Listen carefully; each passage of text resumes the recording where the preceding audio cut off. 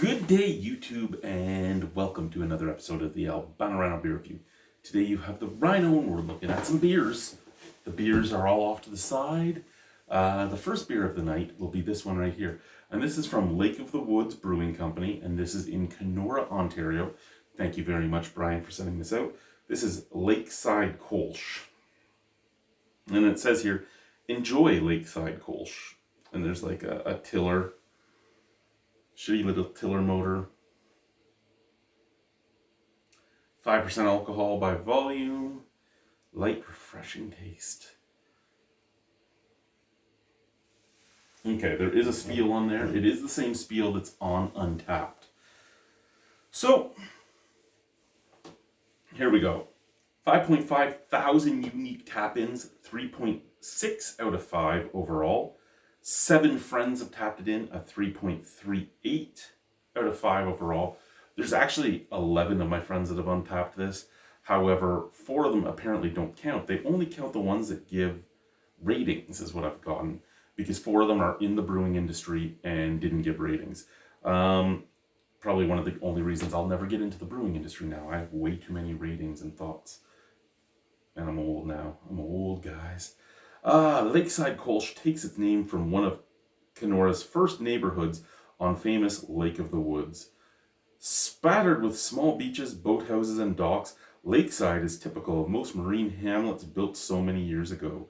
Kenora's waterways have floated everything from raw lumber and birch canoes to wood launches, steamboats, and outboard tillers. Lakeside is brewed using old world techniques which produce a crisp, clean ale characteristic of a lager. It is a delicate and subtle beer with hints of malt and fruit in its nose. Did anyone say anything of my friends? He gave it a 3.4. Chris gave it nothing. Tim gave it a 3.25. Matthew G, who used to work for Stonehammer, I believe, if I remember correctly, gave it nothing. Dawn gave it a 3.5. First Devin gave it a 3.5. The other Devin, also known as Colgate, didn't give it anything. April didn't give it anything. One of them being a writer and the other one a brewer. Kyle K gave it a 3.25. Okay, well that's, there's a few others, but nobody wrote anything about it. Actually, that's a lie. Here's one. One person wrote something about it. Clean and crisp Kolsch, easy drinking. Glad we stopped here earlier today. Bought it at Lake of the Woods. Okay. Let's try it. Let's try it, shall we?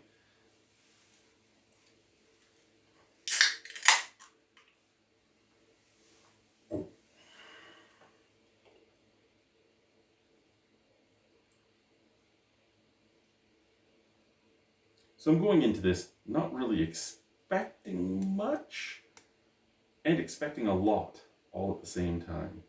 I'm hoping for something special, something spectacular. But I mean, it's a Kolsch, right? How spectacular can it get? Is it going to be Luggo Tread? Or is it going to be like Steam Whistle's Ale, the brother? Like, you don't know what you're going to get, right? I'm actually amazed that when Steam Whistle was doing their Steam Whistle and Steam Whistle Plus, they didn't just do like a Kolsch, just throw some ale yeast in. Exact same recipe, ale yeast, see what happens. Why not, right? I mean, the recipes are usually very similar, so yeah. Okay, so pretty damn clear. Nice golden color. Lots of carbonation moving in there. Bright white head. Nice snap, crackle, pop. It looks like a beer. You can't say much more about it other than it looks like a beer. It does. It looks like a beer. Sent from the can. Okay, so I'm always curious about these breweries that were in Ontario, but in like touristy areas and in very small out of the way areas. Like you can get like Bayside Brewing in Erio, Ontario, where there's one road in and out, and if there's too much rain and stuff, you're not getting in. And when we went there, food was amazing. Beer wasn't that great, but what they were doing was they were brewing extract batches. I don't know if they still brew extract batches now, but stuff like that. And then like Simcoe's Blue Elephant, again, a kind of out of the way brewery. It was a brew pub. They had a lot of oxidization problems. They had a lot of diacetyl in or diacetyl, dependent on how you want to say it. I know there's one way that's right and one way that's wrong, but there's one way I always say it, which is usually wrong, but hey, that's okay. But it had a lot of buttery flavor to it, like movie theater popcorn butter, no matter what you drank. And their slogan was like, basically, they basically were saying that craft beer is better beer, right? Like, always buy craft. I'd have to go and watch the videos again to try and get better beer is brewed here. I believe that was what it was, something like that. And it wasn't better beer because it had so many faults in it. But these places survive because it's a small town mentality and we're going to support and this and that. And the reason I'm bringing that up is that doesn't smell all that appealing. It doesn't smell all that great. It doesn't smell all that special, shall we say. It's a beer. It is a beer. But it has a little bit of that. It's not buttery. It's not diacetyl. It's like the tiniest touch of green apple on it. There's this little scent of sour on top of an overly sweet Kolsch. Scent from the glass. Okay, so it's out of the can. It doesn't smell good. Out of the glass, it smells like a beer. A bit of malt, a bit of grassiness. All what you'd expect out of a Kolsch is coming from the glass. What I'd expect from like a macro beer almost is coming from the can. Cheers, let's try it.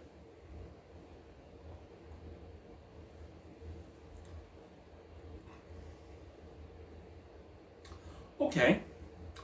Did talk about a light malt and slight fruity flavors. I'll give them. It has a light malty characteristic.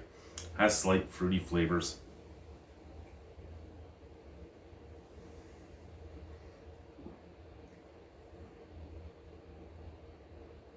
I don't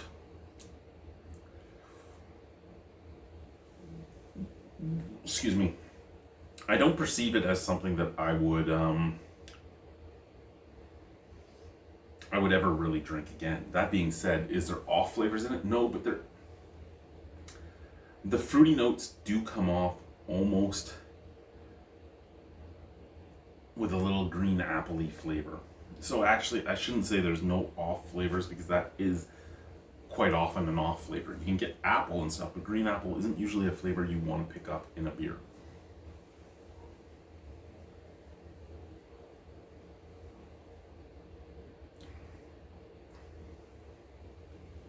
Mouthfeel is great. Okay.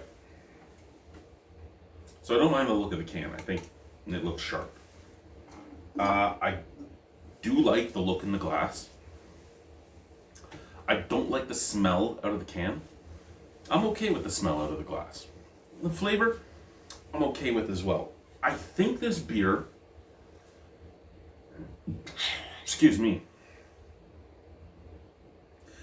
I think this beer needs to be paired with food. A Kolsch, a lager, anything like that, shouldn't necessarily need to be paired with food, but I think this one, because it is very slightly malted and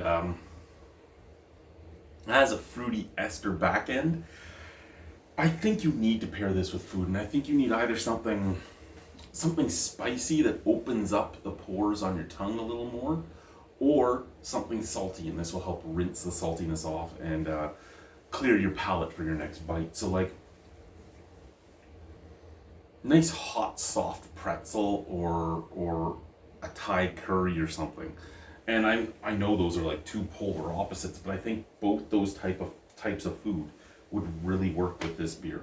But I think this beer, just to sit down and have a pint, there's a lot of other lagers I would rather have than this guy. But if I was sitting there drinking this with food, I think this would be an entirely different beer.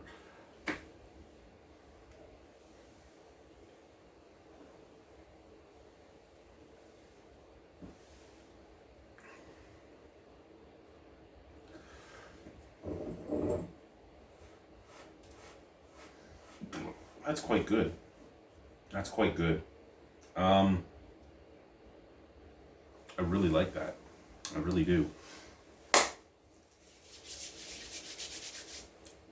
But at the same time, I don't. It's one of those weird things, right?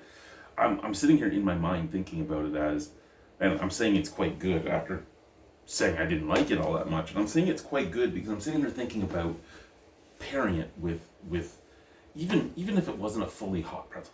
Fuck, that beer paired with like the foot-long pretzel stick you can get from Subway for $4.99. That would go great with that. You have the salty pretzel. It's warm. You have the honey mustard sauce that you're dipping it into. Drinking this as you're eating it. Great pairing, I believe. And that's what I'm thinking. I'm actually thinking about the taste of a fucking pretzel, a soft pretzel, while I'm drinking this right now. And I'm like, oh, that's really good. And it's still tasting the same way, but I'm thinking about what it would probably be like. It's weird to me that I'm thinking like that. But anyway, I like it and I don't like it. And I think I would have liked it more if I had paired it with something. All that being said, out of 10 on the beer, I don't think I'd ever buy the beer again, but I can't really say it's a bad beer. So I'll give it a 6. That's what I'll give it. I'll give it a 6. Thank you, YouTube. Bye-bye.